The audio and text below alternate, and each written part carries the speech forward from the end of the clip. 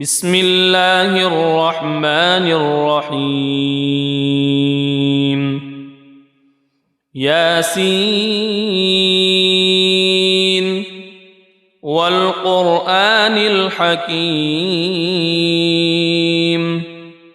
إنك لمن المرسلين على صراط مستقيم تنزيل العزيز الرحيم لتنذر قوما ما أنذر آباؤهم فهم غافلون لقد حق القول على أكثرهم فهم لا يؤمنون إنا جعلنا في أعناقهم أغلالا فهي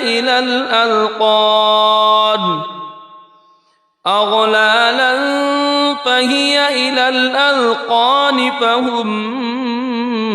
مقمحون وجعلنا من بين أيديهم سدا ومن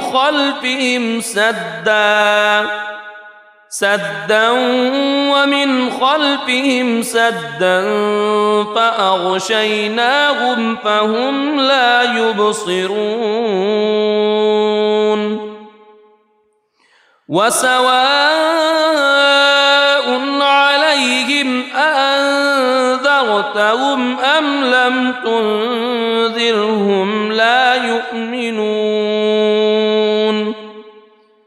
إنما تنذر من اتبع الذكر وخشي الرحمن بالغيب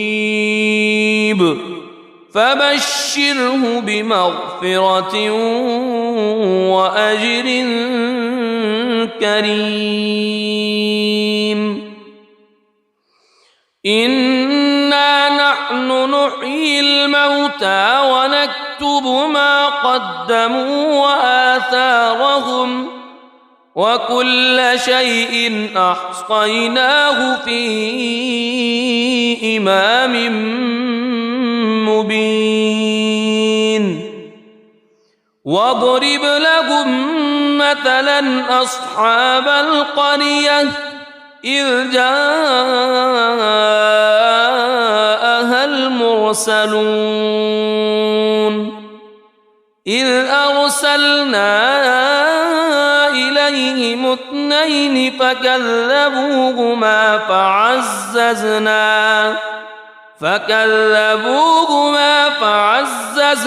بثالث فقالوا إنا إليكم مرسلون قالوا ما أنتم إلا بشر مثلنا وما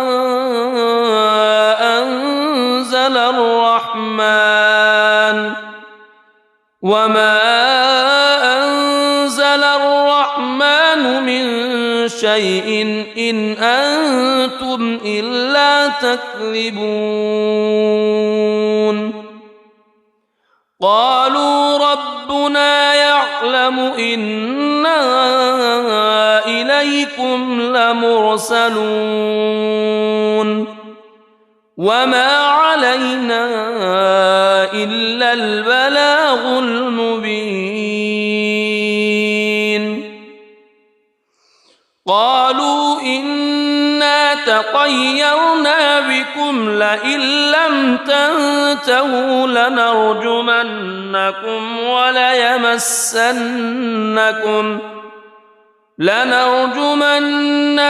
وليمسنكم منا عذاب أليم قالوا طائركم معكم أئن ذكرتم بل أنتم قوم مسرفون وجاء من أقصى المدينة رجل يسعى قال يا قوم اتبعوا المرسلين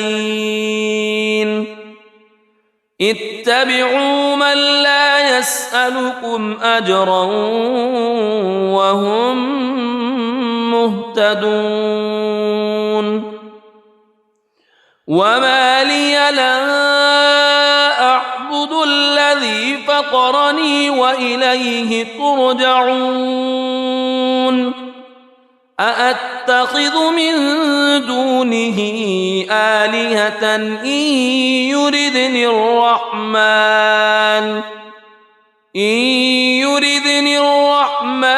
بضر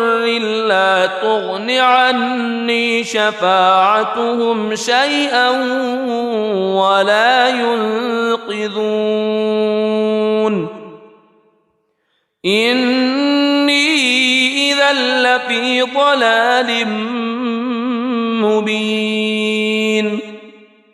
إني آمنت بربكم فاسمعون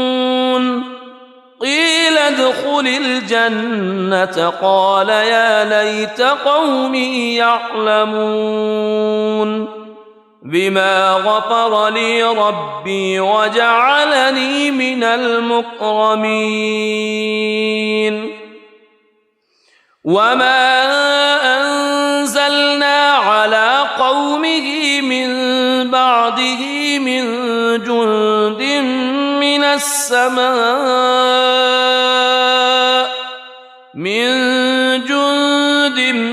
من السماء وما كنا منزلين إن كانت إلا صيحة واحدة فإذا هم خامدون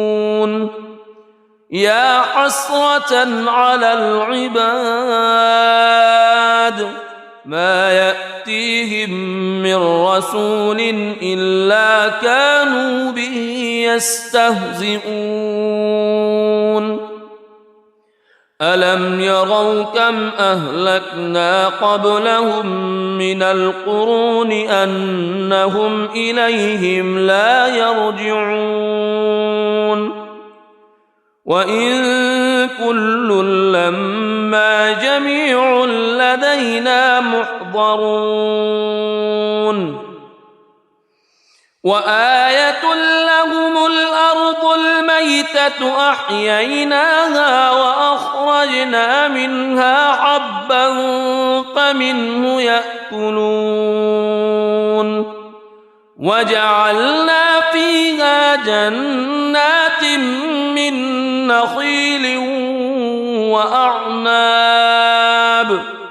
من نخيل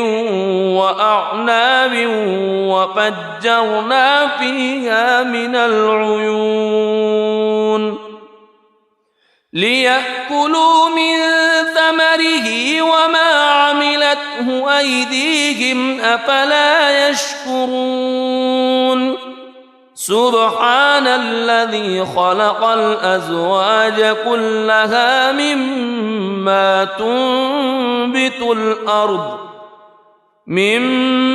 تنبت الأرض ومن أنفسهم ومما لا يعلمون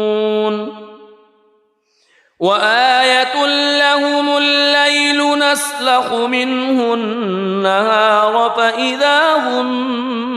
مظلمون والشمس تجري لمستقر لها ذلك تقدير العزيز العليم والقمر قدرناه منازل حتى عاد كالعرجون القديم لا الشمس ينبغي لها أن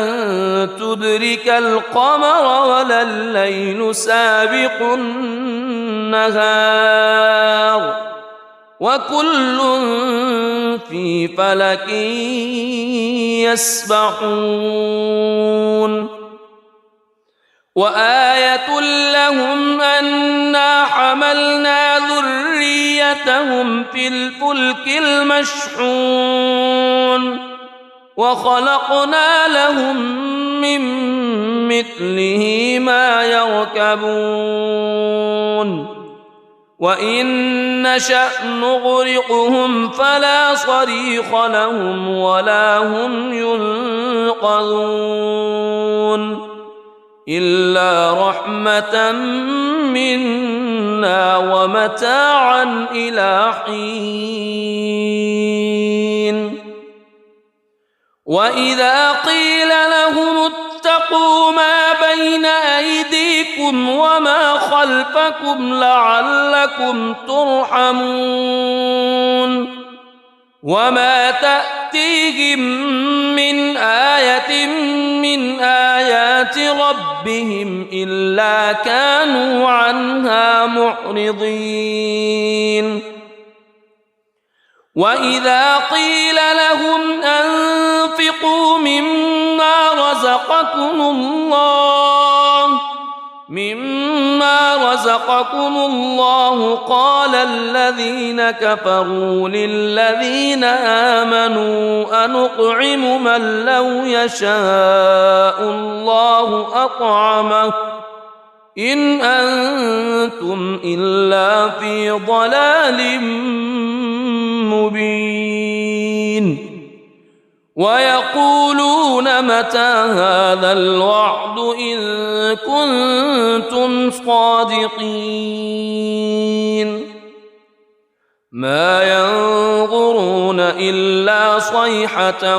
واحدة تأخذهم وهم يخصمون فلا يستطيعون توصية ولا إلى أهلهم يرجعون ونفخ في الصور فإذا هم من الأجداث إلى ربهم ينسلون قالوا يا ويلنا من بعثنا من مرقدنا هذا ما وعد الرحمن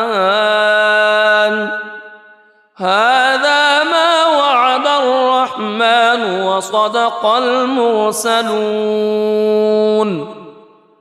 إن كانت إلا صيحة واحدة فإذا هم جميع لدينا محضرون فاليوم لا تظلم نفس شيئا ولا تجزون إلا ما كنتم تعملون إن أصحاب الجنة اليوم في شغل فاكهون هم وأزواجهم في ظلال على الأرائك متكئون لهم فيها فاكهة ولهم ما يدعون سلام قولا من رب رحيم وامتازوا اليوم أيها المجرمون ألم أعهد إليكم يا بني ألا تعبدوا الشيطان ألم أعهد إليكم يا بني آدم ألا تعبدوا الشيطان إنه لكم عدو مبين وأن اعبدوني هذا صراط مستقيم ولقد أضل منكم جبلا كثيرا أفلم تكونوا تعقلون هذه جهنم التي كنتم توعدون اصلوها اليوم بما كنتم تكفرون اليوم نختم على أفواههم وتكلمنا أيديهم وتشهد أرجلهم بما كانوا يكسبون ولو نشاء لطمسنا على أعينهم فاستبقوا الصراط فأنى يبصرون ولو نشاء لمسخناهم على مكانتهم فما استطاعوا مضيا ولا يرجعون ومن نعمره ننكسه في الخلق أفلا يعقلون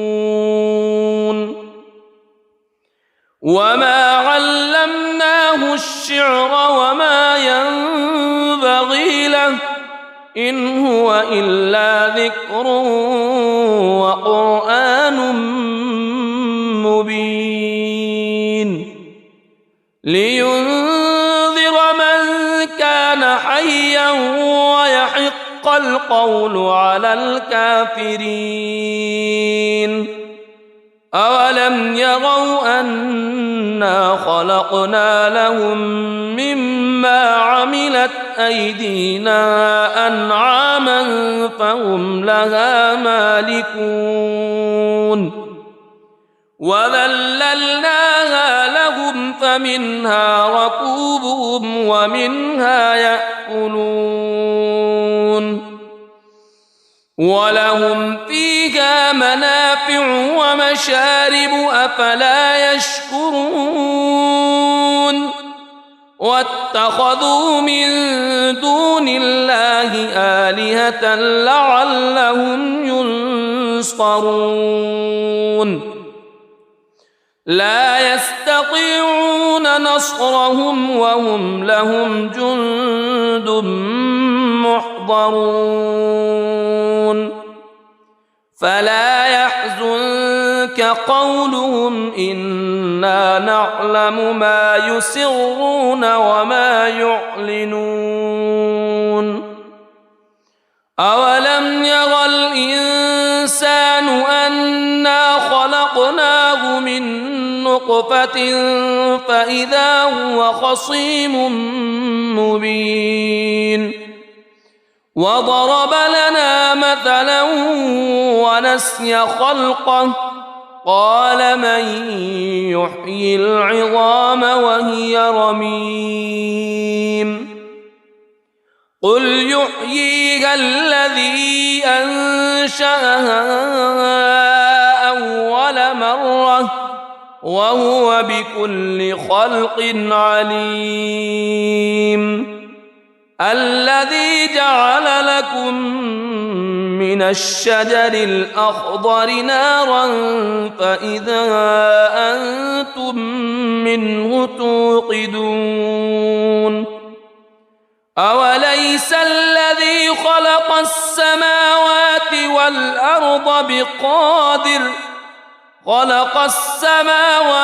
والأرض بقادر على أن يخلق مثلهم بلى وهو الخلاق العليم إنما أمره إذا أراد شيئا أن يقول له كن فيكون فسبحان الذي بيده ملكوت كل شيء وإليه ترجعون بسم الله الرحمن الرحيم الرحمن علم القرآن خلق الإنسان علمه البيان الشمس والقمر بحسبان والنجم والشجر يسجدان والسماء رفعها ووضع الميزان ألا تطغوا في الميزان وأقيموا الوزن بالقسط ولا تخسروا الميزان والأرض وضعها للأنام فيها فاكهة والنخل ذات الأكمام والحب ذو العصف والريحان فبأي آلاء ربكما تكذبان خلق الإنسان من صلصال كالفخار وخلق الجان من مارج من نار فبأي آلاء ربكما تكذبان رب المشرقين ورب المغربين فبأي آلاء ربكما تكذبان مرج البحرين يلتقيان بينهما برزخ لا يبغيان فبأي آلاء ربكما تكذبان يخرج منهما اللؤلؤ والمرجان فبأي آلاء ربكما تكذبان وله الجوار المنشآت في البحر كالأعلام فبأي آلاء ربكما تكذبان كل من عليها فان ويبقى وجه ربك ذو الجلال والإكرام فبأي آلاء ربكما تكذبان يسأله من في السماوات والأرض كل يوم هو في شأن فبأي آلاء ربكما تكذبان سنفرغ لكم أيها الثقلان فبأي آلاء ربكما تكذبان يا معشر الجن والإنس إن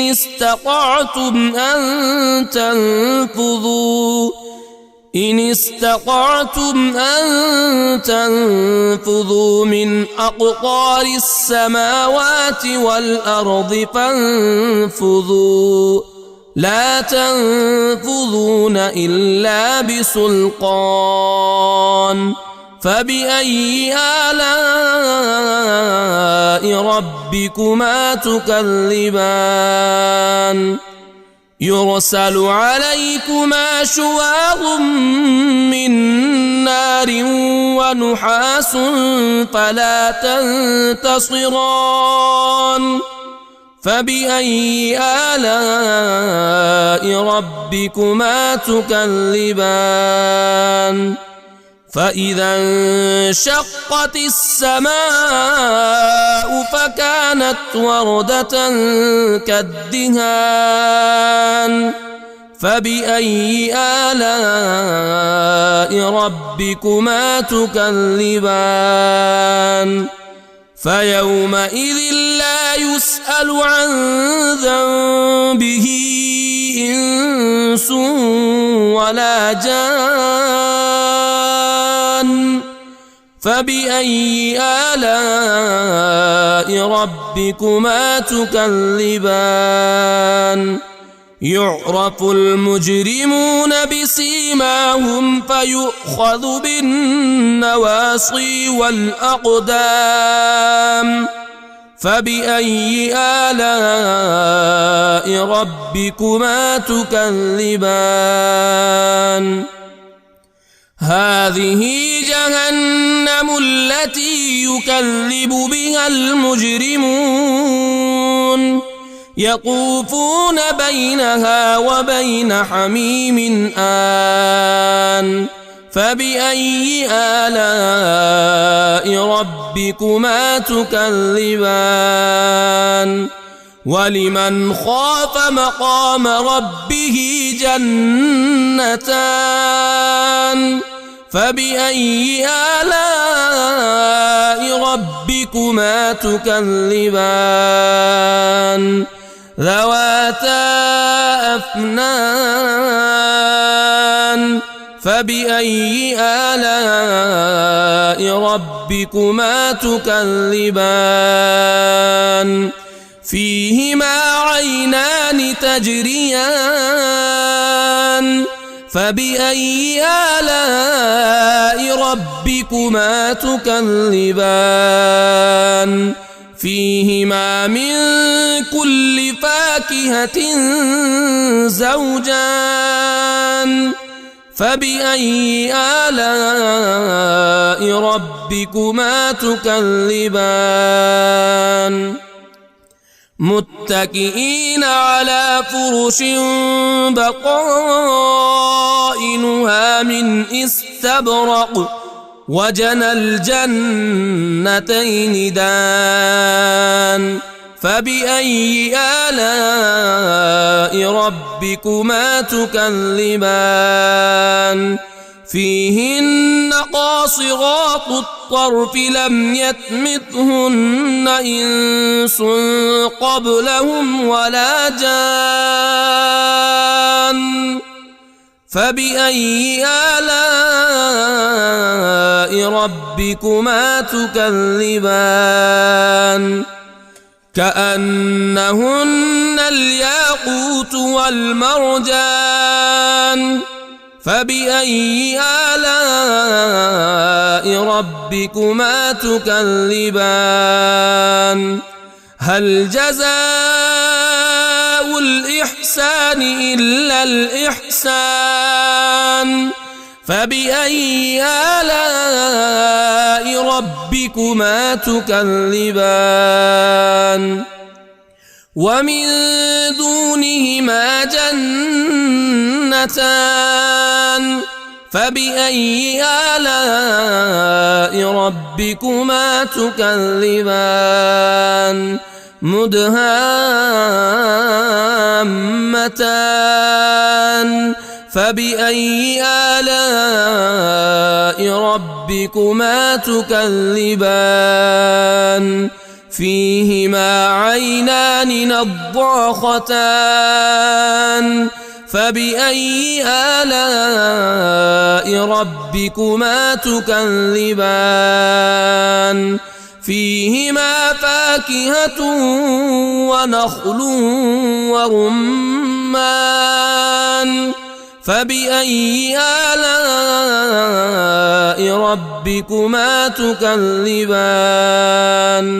فيهن خيرات حسان فبأي آلاء ربكما تكذبان حور مقصورات في الخيام فبأي آلاء ربكما تكذبان لم يطمثهن إنس قبلهم ولا جان فبأي آلاء ربكما تكذبان متكئين على رفرف خضر وعبقري حسان فبأي آلاء ربكما تكذبان تبارك اسم ربك ذي الجلال والإكرام بسم الله الرحمن الرحيم ياسين والقرآن الحكيم إنك لمن المرسلين على صراط مستقيم تنزيل العزيز الرحيم لتنذر قوما ما أنذر آباؤهم فهم غافلون لقد حق القول على أكثرهم فهم لا يؤمنون إنا جعلنا في أعناقهم أغلالا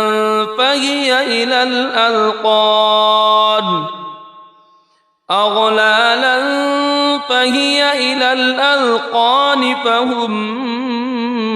مقمحون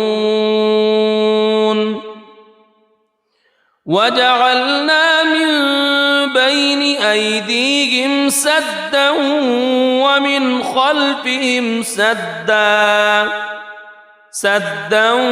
ومن خلفهم سدا فأغشيناهم فهم لا يبصرون وسواء عليهم أأنذرتهم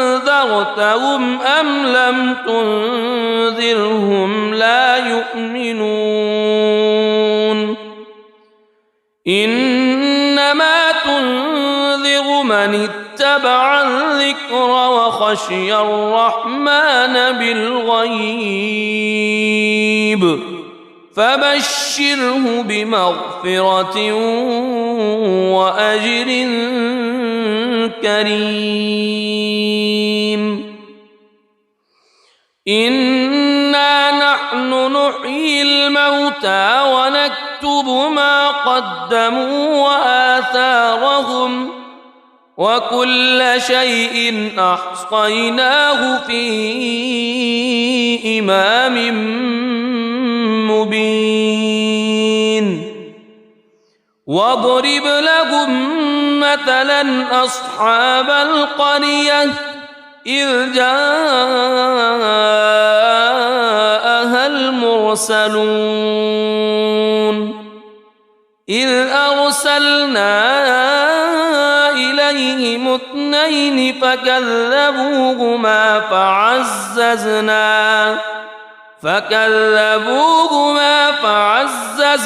بثالث فقالوا إنا إليكم مرسلون قالوا ما أنتم إلا بشر مثلنا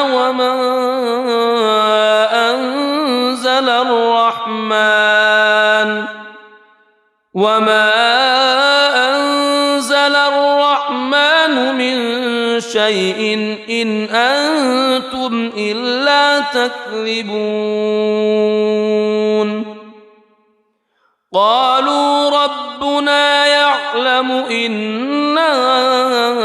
إليكم لمرسلون وما علينا إلا البلاغ المبين قالوا إنا تطيرنا بكم لئن لم تنتهوا لنرجمنكم وليمسنكم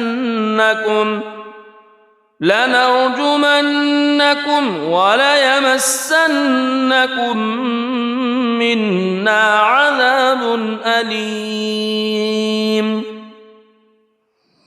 قالوا طائركم معكم أئن ذكرتم بل أنتم قوم مسرفون وجاء من أقصى المدينة رجل يسعى قال يا قوم اتبعوا المرسلين اتبعوا من لا يسألكم أجرا وهم مهتدون وما لي لا أعبد الذي فطرني وإليه ترجعون أأتخذ من دونه آلهة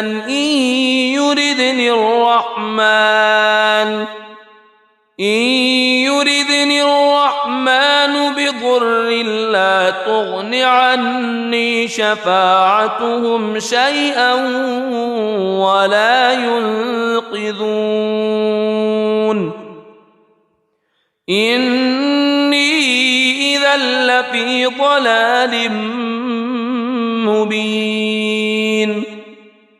إني آمنت بربكم فاسمعون قيل ادخل الجنة قال يا ليت قومي يعلمون بما غفر لي ربي وجعلني من المكرمين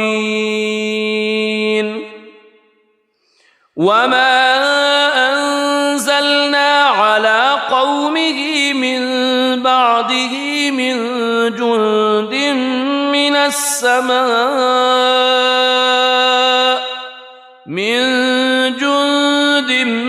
من السماء وما كنا منزلين إن كانت إلا صيحة واحدة فإذا هم خامدون يا حسرة على العباد ما يأتيهم من رسول إلا كانوا به يستهزئون ألم يروا كم أهلكنا قبلهم من القرون أنهم إليهم لا يرجعون وإن كل لما جميع لدينا محضرون وآية لهم الأرض الميتة أحييناها وأخرجنا منها حبا فمنه يأكلون وجعلنا فيها جنات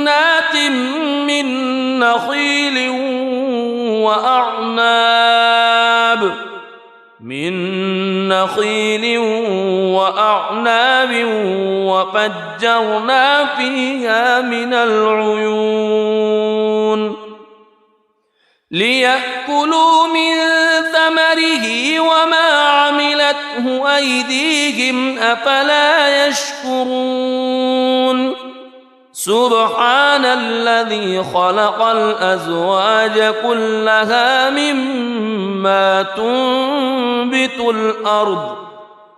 مما تنبت الأرض ومن أنفسهم ومما لا يعلمون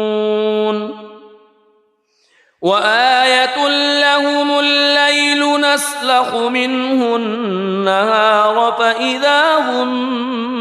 مظلمون والشمس تجري لمستقر لها ذلك تقدير العزيز العليم والقمر قدرناه منازل حتى عاد كالعرجون القديم لا الشمس ينبغي لها أن تدرك القمر ولا الليل سابق النهار وكل في فلك يسبحون وآية لهم أنا حملنا ذريتهم في الفلك المشحون وخلقنا لهم من مثله ما يركبون وإن نشأ نغرقهم فلا صريخ لهم ولا هم ينقذون إلا رحمة منا ومتاعا إلى حين وإذا قيل لهم اتقوا ما بين أيديكم وما خلفكم لعلكم ترحمون وما تأتيهم من آية من آيات ربهم إلا كانوا عنها معرضين وإذا قيل لهم أنفقوا مما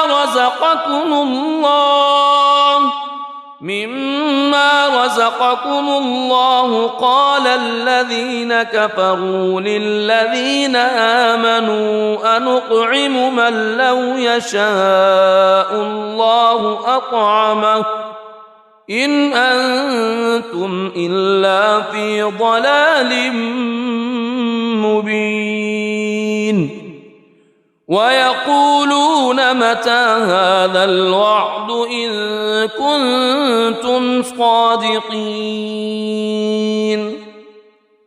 ما ينظرون إلا صيحة واحدة تأخذهم وهم يخصمون فلا يستطيعون توصية ولا إلى أهلهم يرجعون ونفخ في الصور فإذا هم من الأجداث إلى ربهم ينسلون قالوا يا ويلنا من بعثنا من مرقدنا هذا ما وعد الرحمن وصدق المرسلون إن كانت إلا صيحة واحدة فإذا هم جميع لدينا محضرون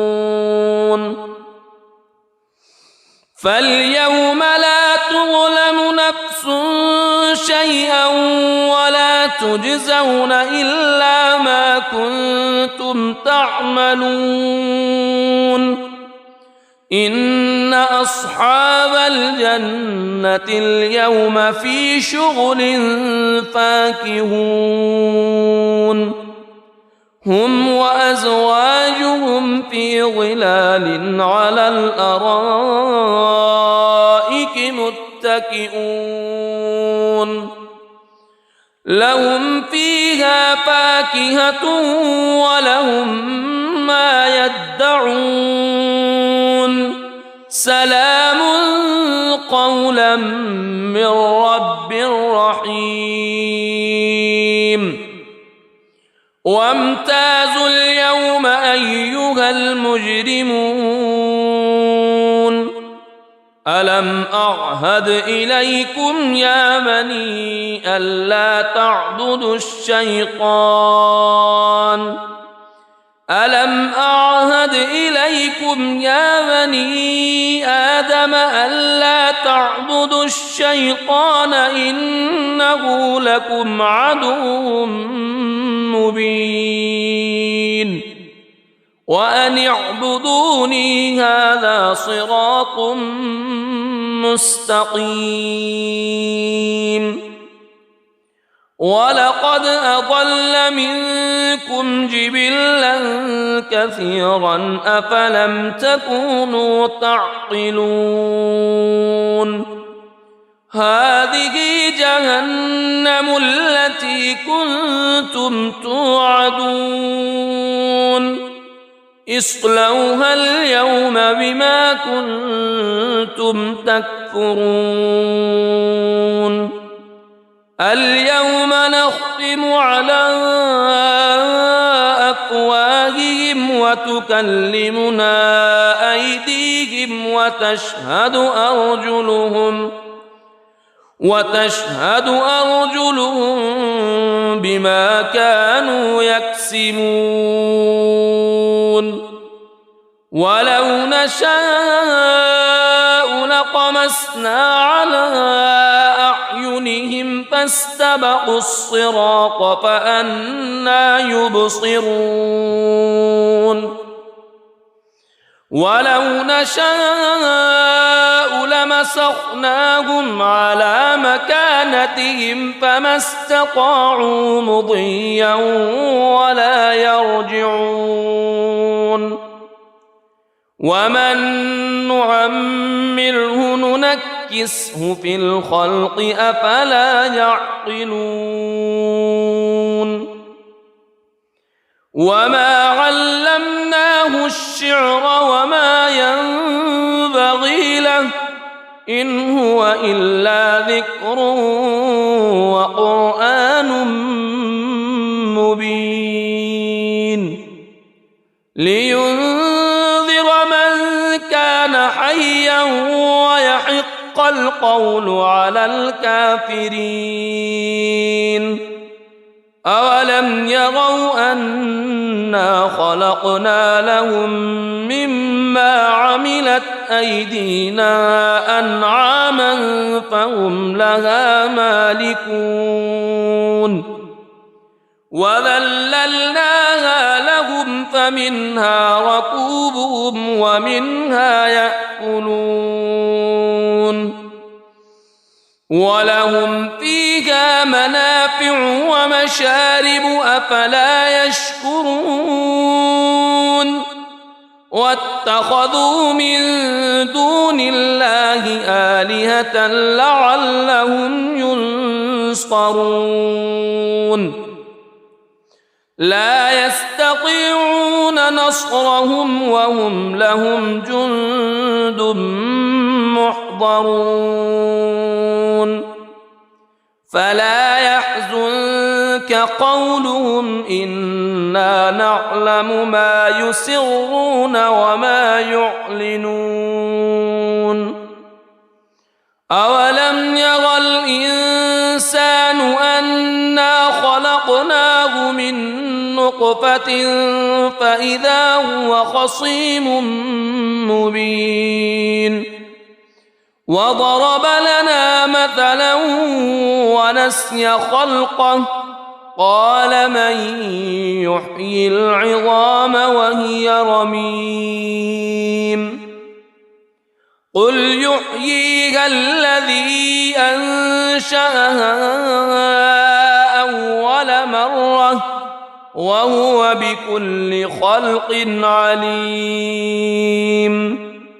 الذي جعل لكم من الشجر الأخضر نارا فإذا أنتم منه توقدون أوليس الذي خلق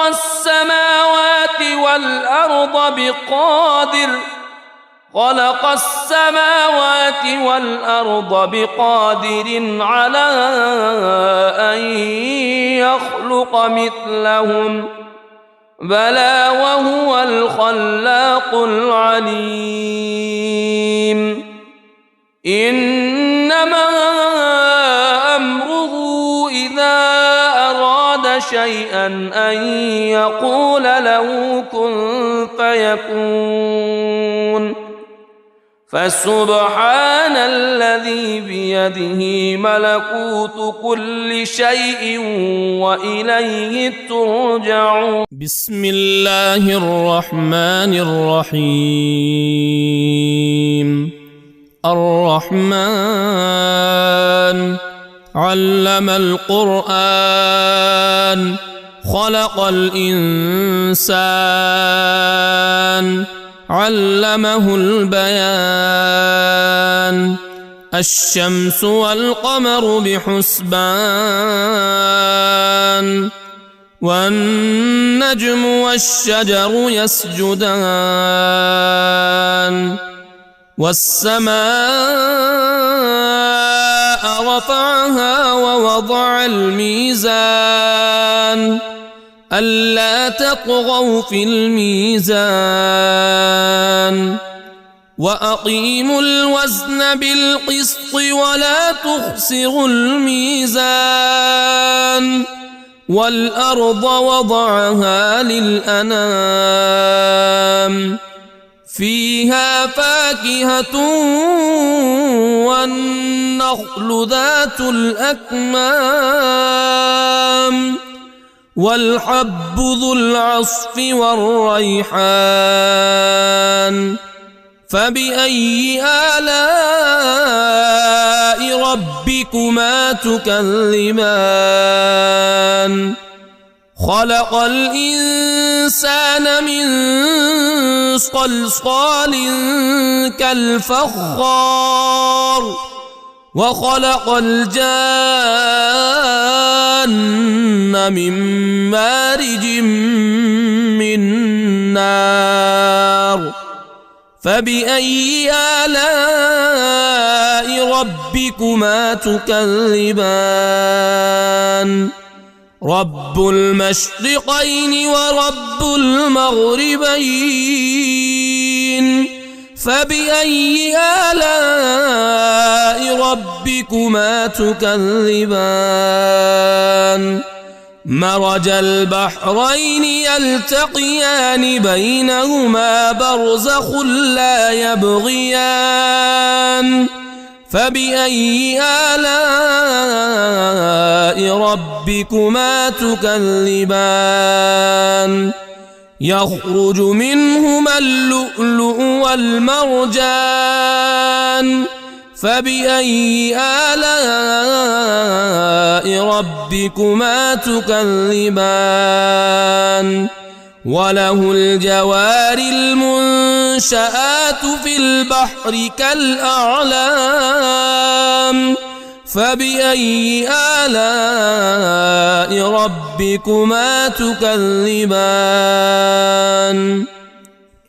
كل من عليها فان ويبقى وجه ربك ذو الجلال والإكرام. فبأي آلاء ربكما تكذبان؟ يسأله من في السماوات والأرض كل يوم هو في شأن. فبأي آلاء ربكما تكذبان؟ سنفرغ لكم أيها الثقلان. فبأي آلاء ربكما تكذبان؟ يا معشر الجن والإنس إن استطعتم أن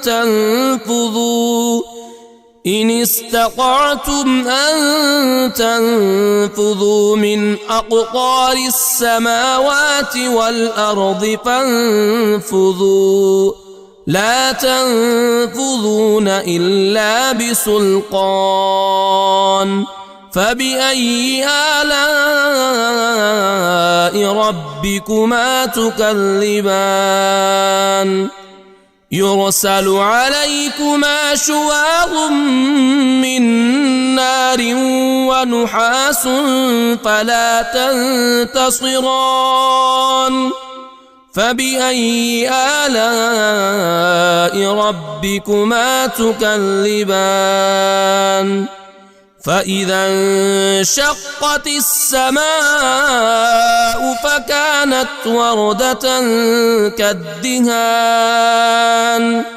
فبأي آلاء ربكما تكذبان فيومئذ لا يسأل عن ذنبه إنس ولا جان فبأي آلاء ربكما تكذبان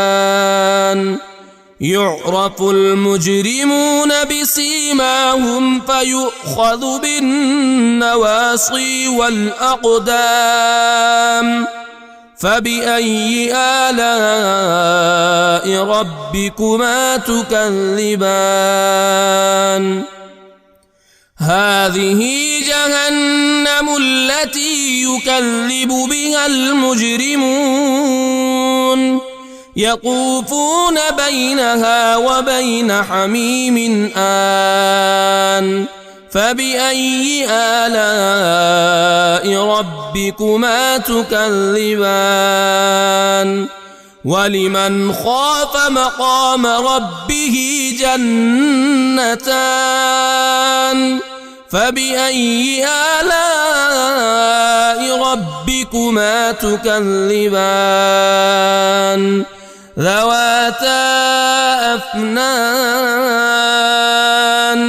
فبأي آلاء ربكما تكذبان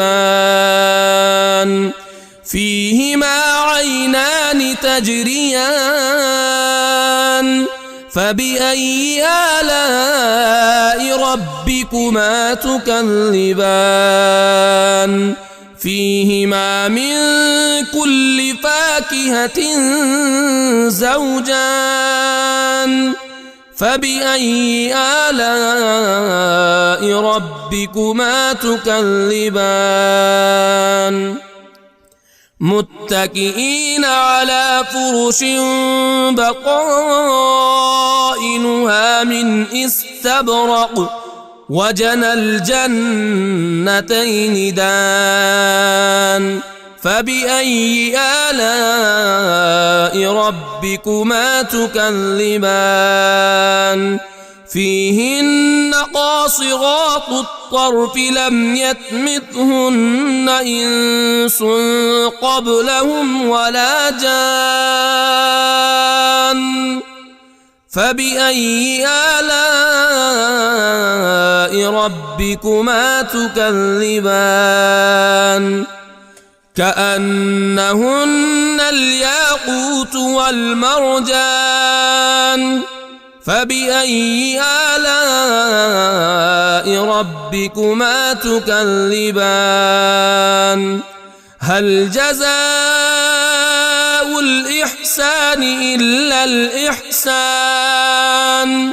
فبأي آلاء ربكما تكذبان ومن دونهما جنتان فبأي آلاء ربكما تكذبان مدهامتان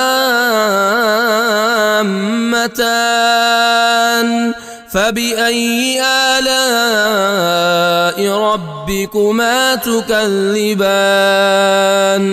فيهما عينان نضاختان فبأي آلاء ربكما تكذبان فيهما فاكهة ونخل ورمان فبأي آلاء ربكما تكذبان فيهن خيرات حسان فبأي آلاء ربكما تكذبان حور مقصورات في الخيام فبأي آلاء ربكما تكذبان لم يطمثهن إنس قبلهم ولا جان فبأي آلاء ربكما تكذبان متكئين على رفرف خضر وعبقري حسان فبأي آلاء ربكما تكذبان تبارك اسم ربك ذي الجلال والإكرام بسم الله الرحمن الرحيم ياسين والقرآن الحكيم إنك لمن المرسلين على صراط مستقيم تنزيل العزيز الرحيم لتنذر قوما ما أنذر آباؤهم فهم غافلون لقد حق القول على أكثرهم فهم لا يؤمنون إنا جعلنا في أعناقهم أغلالا فهي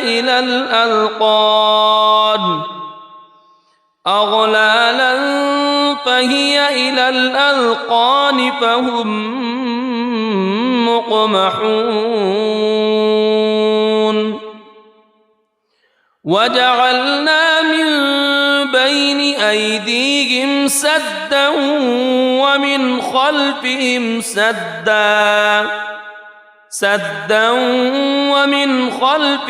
سدا فأغشيناهم فهم لا يبصرون وسواء عليهم أأنذرتهم أم لم تنذرهم لا يؤمنون إنما تنذر من اتبع الذكر وخشي الرحمن بالغيب فبشره بمغفرة وأجر كريم إنا نحن نحيي الموتى ونكتب ما قدموا وآثارهم وكل شيء أحصيناه في إمام مبين واضرب لهم مثلا أصحاب القرية إذ جاءها المرسلون إذ أرسلنا إليهم اثنين فكذبوهما فعززنا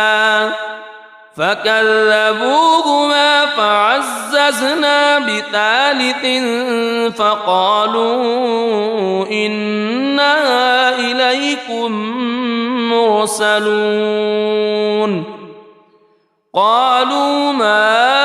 أنتم إلا بشر مثلنا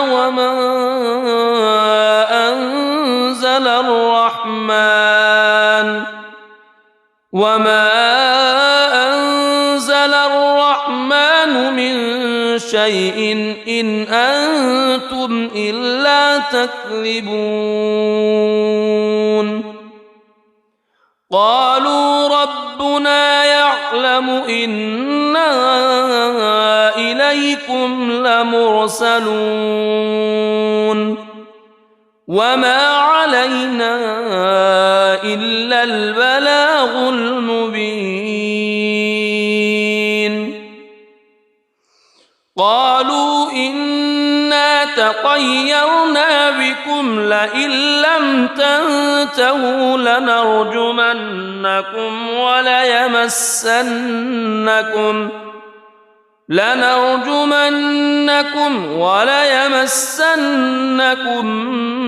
منا عذاب أليم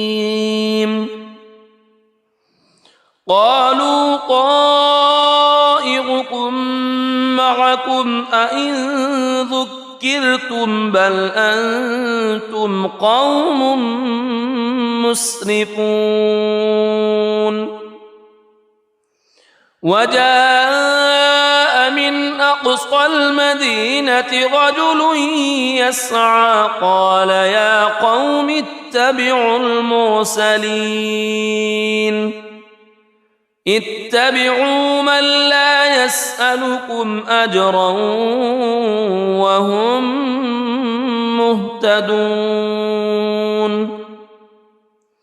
وما لي لا أعبد الذي فطرني وإليه ترجعون أأتخذ من دونه آلهة إن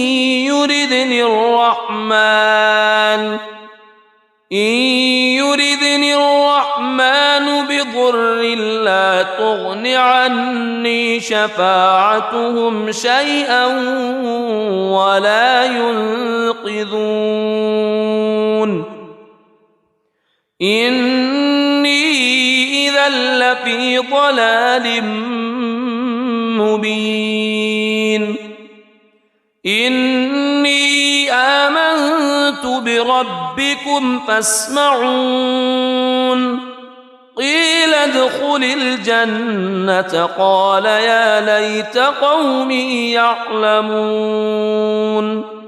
بما غفر لي ربي وجعلني من المكرمين وما أنزلنا على قومه من بعده من جند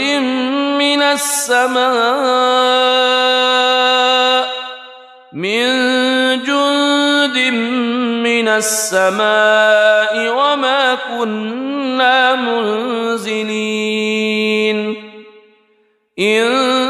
كانت إلا صيحة واحدة فإذا هم خامدون يا حسرة على العباد ما يأتيهم من رسول إلا كانوا به يستهزئون ألم يروا كم أهلكنا قبلهم من القرون أنهم إليهم لا يرجعون وإن كل لما جميع لدينا محضرون وآية لهم الأرض الميتة أحييناها وأخرجنا منها حبا فمنه يأكلون وجعلنا فيها جنات من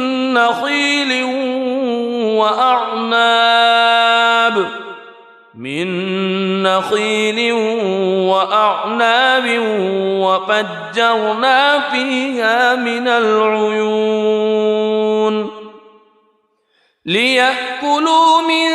ثمره وما عملته أيديهم أفلا يشكرون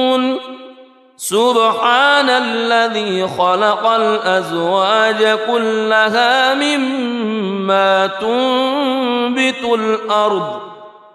مما تنبت الأرض ومن أنفسهم ومما لا يعلمون وآية لهم الليل نسلخ منه النهار فإذا هم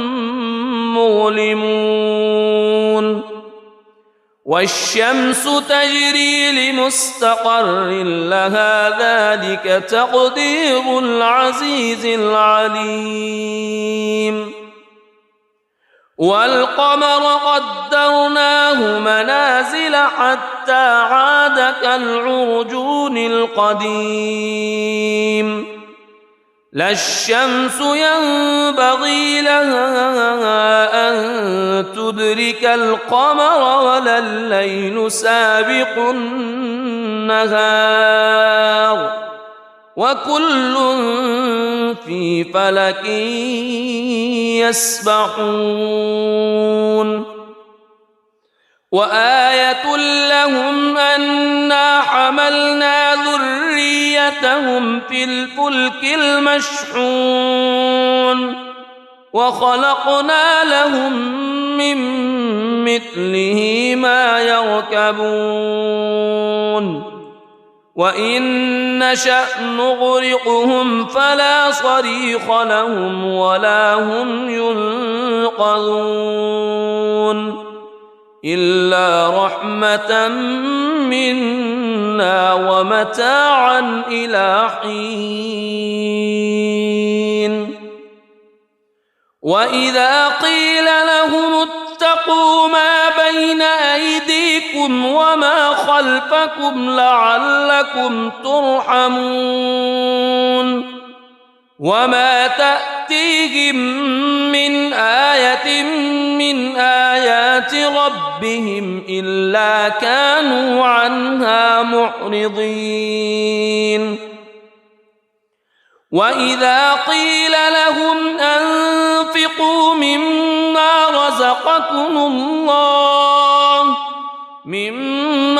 رزقكم الله قال الذين كفروا للذين آمنوا أنطعم من لو يشاء الله أطعمه إن أنتم إلا في ضلال مبين ويقولون متى هذا الوعد إن كنتم صادقين ما ينظرون إلا صيحة واحدة تأخذهم وهم يخصمون فلا يستطيعون توصية ولا إلى أهلهم يرجعون ونفخ في الصور فإذا هم من الأجداث إلى ربهم ينسلون قالوا يا ويلنا من بعثنا من مرقدنا هذا ما وعد الرحمن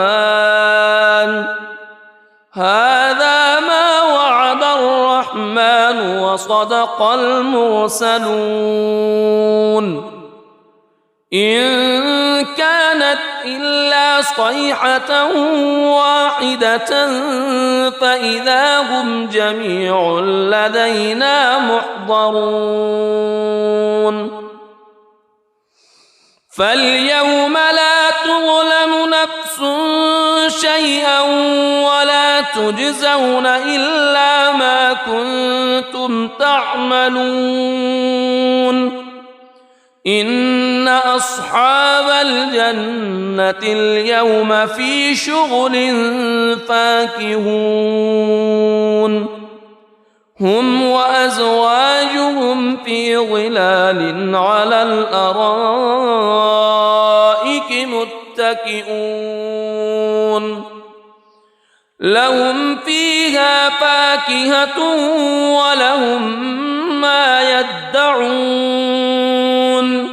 سلام قولا من رب رحيم وامتازوا اليوم أيها المجرمون ألم أعهد إليكم يا بني ألا تعبدوا الشيطان ألم أعهد إليكم يا بني آدم ألا تعبدوا الشيطان إنه لكم عدو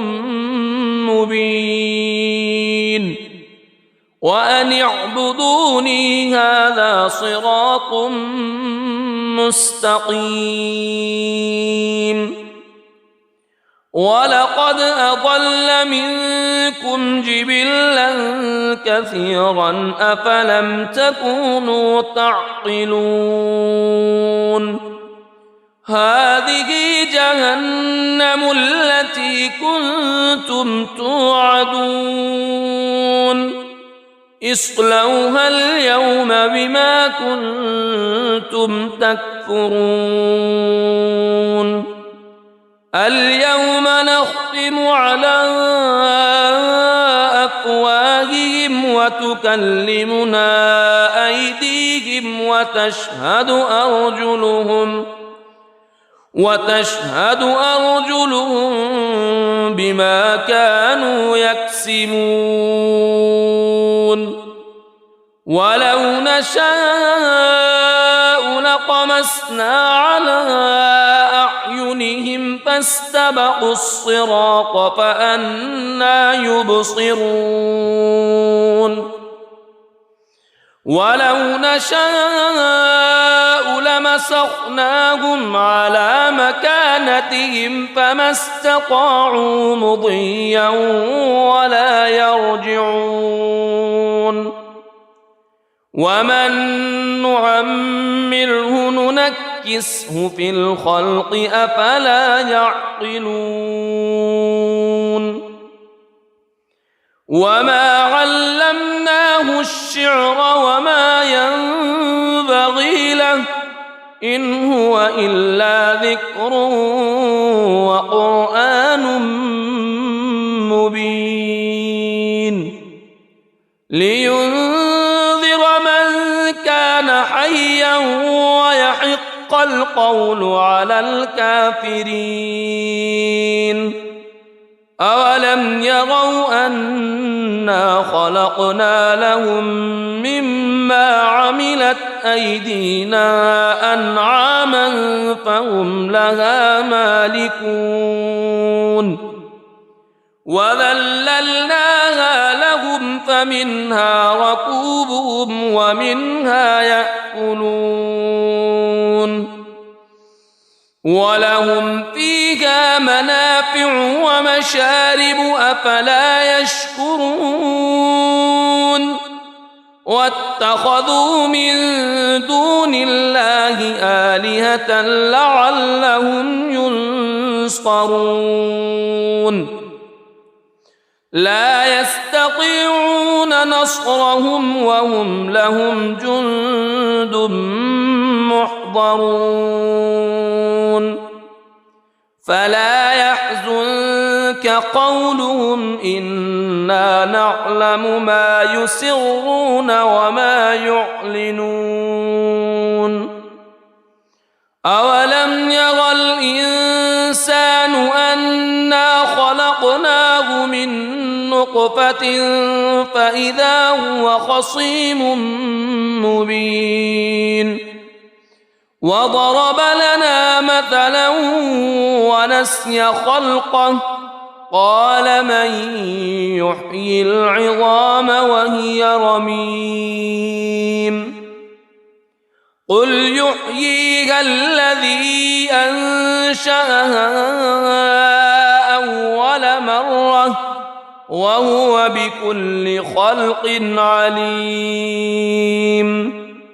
الذي جعل لكم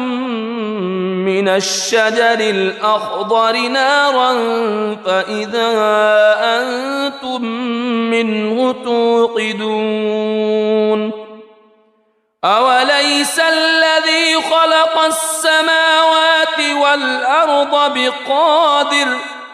خلق السماوات والأرض بقادر على أن يخلق مثلهم بلى وهو الخلاق العليم إنما أمره إذا أراد شيئا أن يقول له كن فيكون فسبحان الذي بيده ملكوت كل شيء وإليه ترجعون. بسم الله الرحمن الرحيم. الرحمن علم القرآن خلق الإنسان علمه البيان الشمس والقمر بحسبان والنجم والشجر يسجدان والسماء رفعها ووضع الميزان ألا تطغوا في الميزان وأقيموا الوزن بالقسط ولا تخسروا الميزان والأرض وضعها للأنام فيها فاكهة والنخل ذات الأكمام والحب ذو العصف والريحان فبأي آلاء ربكما تكذبان خلق الإنسان من صلصال كالفخار وخلق الجان من مارج من نار فبأي آلاء ربكما تكذبان رب المشرقين ورب المغربين فبأي آلاء ربكما تكذبان مرج البحرين يلتقيان بينهما برزخ لا يبغيان فبأي آلاء ربكما تكذبان يخرج منهما اللؤلؤ والمرجان فبأي آلاء ربكما تكذبان وله الجوار المنشآت في البحر كالأعلام فبأي آلاء ربكما تكذبان كل من عليها فان ويبقى وجه ربك ذو الجلال والإكرام فبأي آلاء ربكما تكذبان يسأله من في السماوات والأرض كل يوم هو في شأن فبأي آلاء ربكما تكذبان سنفرغ لكم أيها الثقلان فبأي آلاء ربكما تكذبان يا معشر الجن والإنس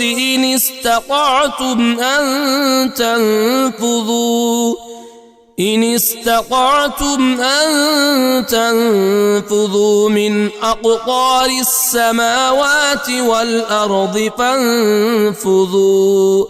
لا تنفذون إلا بسلطان فبأي آلاء ربكما تكذبان يرسل عليكما شواظ من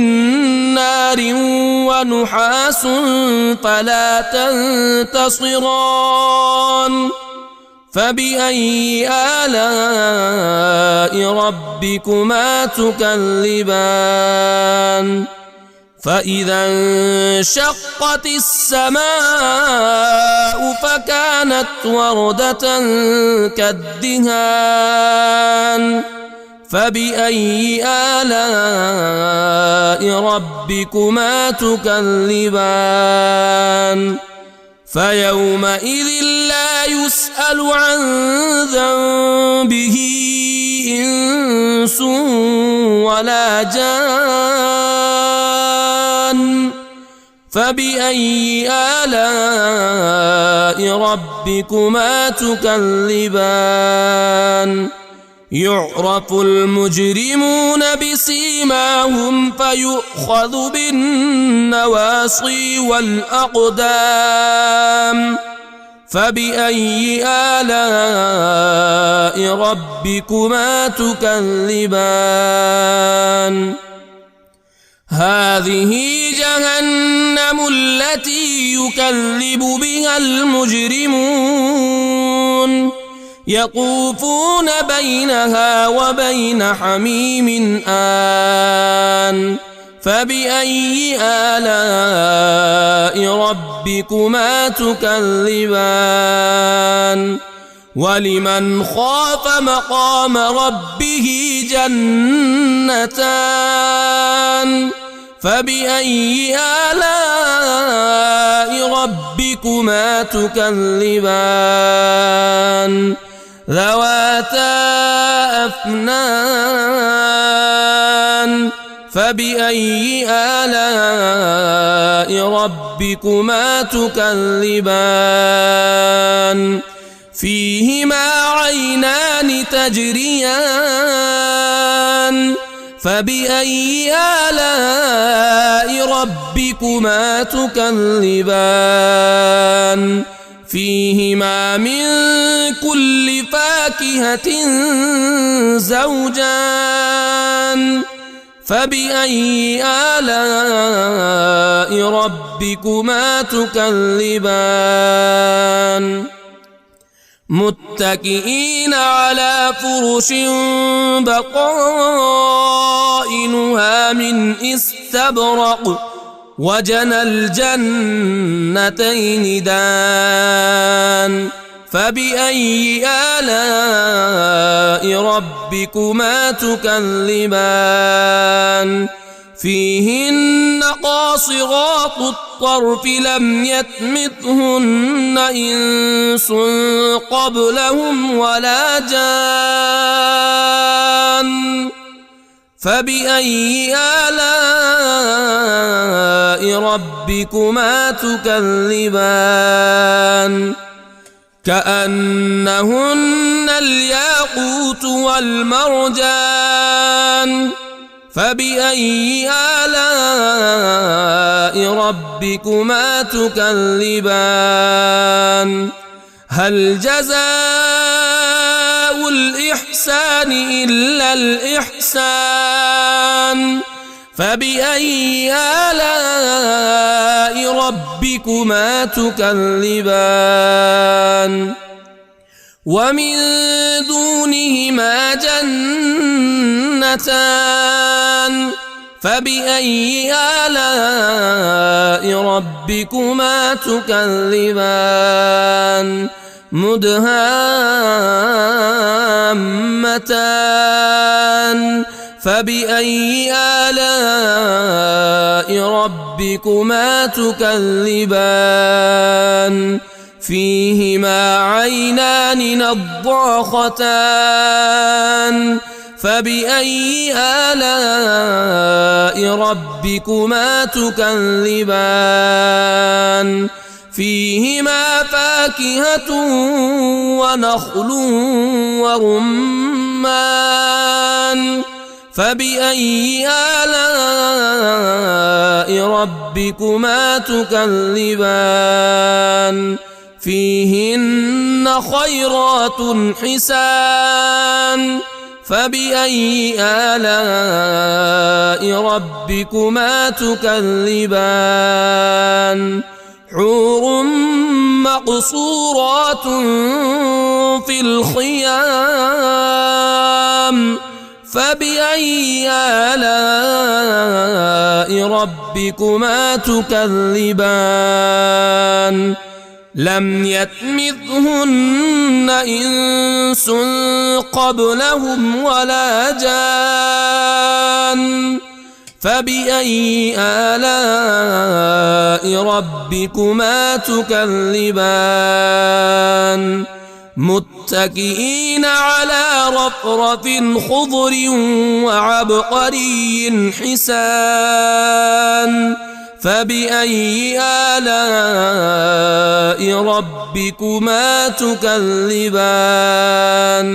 تبارك اسم ربك ذي الجلال والإكرام